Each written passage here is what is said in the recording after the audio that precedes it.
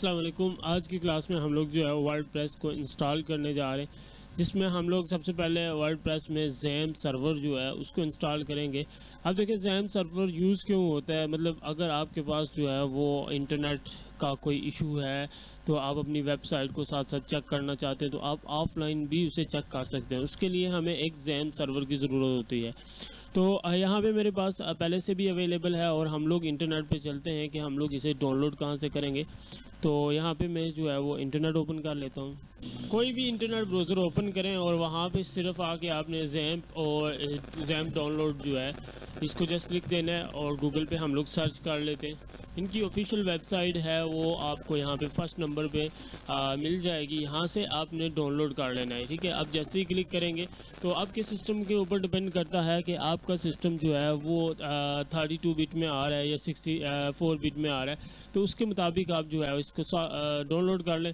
तो यहाँ से जो है वो हम लोग 64 बिट जो है ये यहाँ पे डाउनलोड कर लेंगे। इस पर क्लिक करेंगे तो ये ऑटोमेटिकली डाउनलोड होना स्टार्ट हो जाएगा। उसके बाद हम लोग चलते हैं न्यू टैब के ऊपर और यहाँ पे हम लोग वर्डप्रेस को इंस्टॉल कर लेते हैं, वर्डप्रेस डाउनलोड कर लेते हैं। तो यहाँ पे जस्ट वर्डप्रेस को एंटर करता हूँ, ठीक है।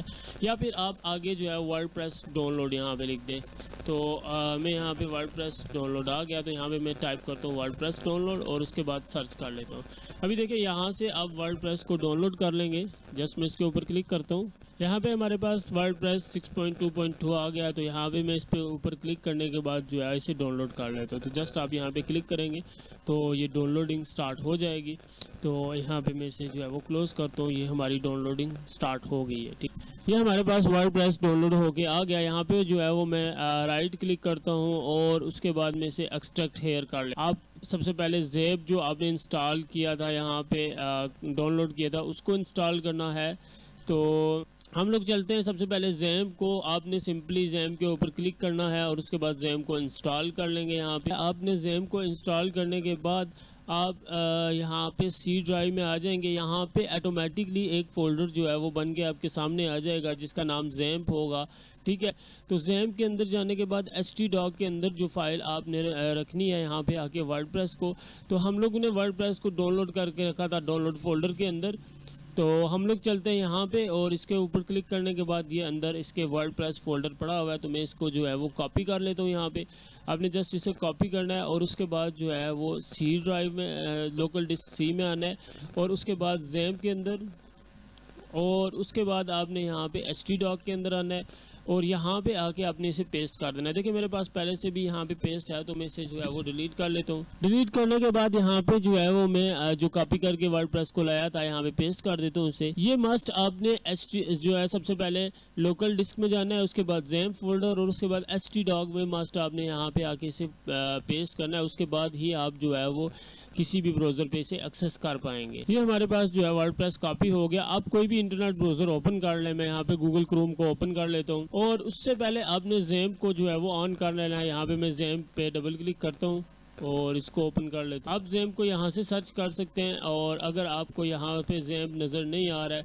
तो आपने जो है वो लोकल डिस्क सी के अंदर जाना है और उसके बाद जो है वो ज़ैम्प फोल्डर जो आपको यहाँ पे बताया था इसके अंदर आपने जाना है और उसके बाद यहाँ से आप तलाश कर सकते हैं। आपको ज़ैम्प जो है कंट्रोल पैनल यहाँ पे मिल जाएगा, तो उसको आपने यहाँ पे स्टार्ट करना है। तो यहाँ पे आप जैसे सर्च करेंगे तो देखें यहाँ पे ज़ैम्प का कंट्रोल पैनल अवेलेबल है। आप इसके ऊपर क्लिक करके भी इसे ऑन कर सकते हैं।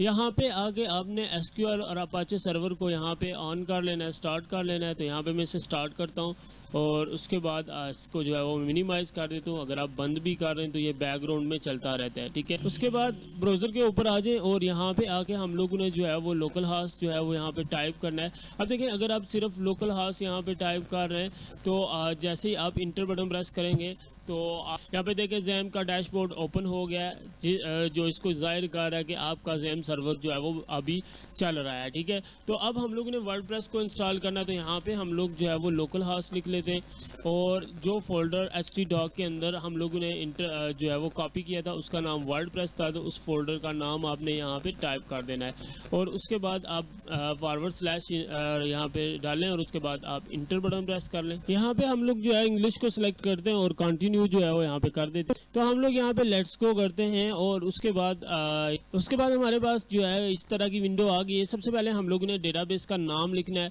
तो हम लोग जो है वो डेटाबेस क्रिएट कर लेते हैं। तो सबसे पहले हम लोग ने ये डैशबोर्ड ओपन किया था, यहाँ से आप PHP माई एडमिन के अंदर आ सकते हैं। और अगर आपने डैशबोर्ड को ओपन नहीं किया हुआ तो आप जो है वो XAMPP ओपन करें यहाँ से, और उसके बाद आपने एडमिन के ऊपर क्लिक करना है। यहाँ पे जैसे ही आप एडमिन के ऊपर क्लिक करेंगे तो ये आपको खुद डैशबोर्ड के ऊपर लेके आ जाएगा यहाँ पे, ठीक है। ये देखें, ये डैशबोर्ड के ऊपर आपको लेके आ गया। यहाँ पे आपने जो है वो PHP माई एडमिन के ऊपर क्लिक करना है, या आप डायरेक्ट एड्रेस भी लिख सकते हैं, लोकल होस्ट और PHP माई एडमिन, ठीक है। ये हमारे पास जो है वो PHP माई एडमिन ओपन हो गया। यहाँ पे आगे आपने जस्ट न्यू पे क्लिक करना है और यहाँ पे एक डेटाबेस जो है वो क्रिएट कर लेना है।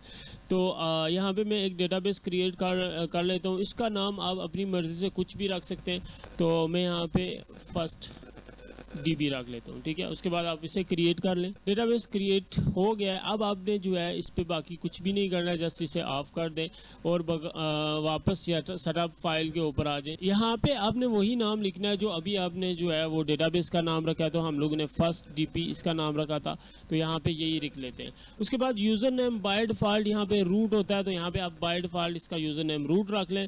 पासवर्ड कुछ भी नहीं होता है, इसको आपने छोड़ देना है। लोकल होस्ट यहाँ पे लिखा हुआ है और टेबल ऑफ प्रीफिक्स जो है ये WP यहाँ पे लिखा हुआ है, आपने सिर्फ सबमिट कर देना है। डेटाबेस क्रिएट करें, उसका नाम लिखें और रूट लिखें और उसके बाद आपने इसको सबमिट कर देना है। अब यहाँ पे रन इंस्टॉलेशन आ गया है, आप यहाँ पे रन इंस्टॉलेशन कर लें। अब सबसे पहले आप जो है वो साइट का टाइटल लिख लें कि आपने जो है वो कौन सी साइट क्रिएट करनी है। तो मैं यहाँ पे अभी सिर्फ जो है वो FTZ लिख देता हूँ सिंपली।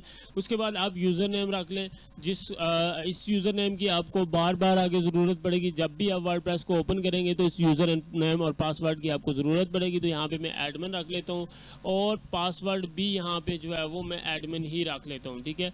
तो आप अपनी मर्ज़ी से user name and password select कर सकते हैं। ये मुझे बता रहा है कि आपका पासवर्ड जो है वो वीक है, तो इस वजह से मैं यहाँ पे कंफर्म कर लेता हूँ कि मैं जो है वो वीक पासवर्ड ही यहाँ पे यूज़ करना चाहता हूँ। उसके बाद आप यहाँ पे Gmail जो है वो ऐड कर लें और उसके बाद आप यहाँ पे इंस्टॉल वर्डप्रेस कर दें। यहाँ पे कोई भी डमी Gmail अभी यूज़ कर सकते हैं। ये हमारे पास जो है वो वर्डप्रेस सक्सेसफुली इंस्टॉल हो गया। अब ये जो है वो आपसे पूछ रहा है कि यूज़र नेम क्या रखा था और पासवर्ड क्या रखा था। आप यहाँ पे लॉगिन पे क्लिक करें और यूज़र नेम और पासवर्ड यहाँ पे इंटर करें। यहाँ पे मैं यूज़र नेम एडमिन लिख लेता हूँ और पासवर्ड भी जो है वो मैंने एडमिन रखा था, तो यहाँ पे हम लोग जो है वो सिर्फ एडमिन टाइप कर लेते हैं और उसके बाद हम लोग यहाँ पे लॉगिन कर लेते हैं। ये हमारे पास वर्डप्रेस सक्सेसफुली जो है वो इंस्टॉल हो गया है। यहाँ पे आपको डैशबोर्ड नज़र आ रहा है। नेक्स्ट क्लास में हम लोग इसके बारे में चेक करेंगे कि इस डैशबोर्ड को आप कैसे एडजस्ट कर सकते हैं और इसका थोड़ा बहुत इंट्रोडक्शन चेक करते हुए हम लोग वेबसाइट के ऊपर जाएंगे, ठीक है। अल्लाह हाफिज़।